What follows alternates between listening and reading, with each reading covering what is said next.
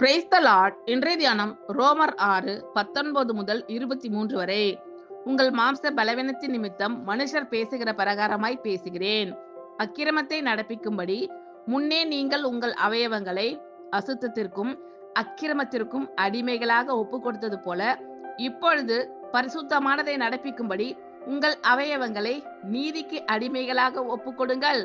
பாவத்திற்கு நீங்கள் அடிமைகளாய் இருந்த காலத்தில் நீதிக்கு நீங்கினவர்களாய் இருந்தீர்கள்.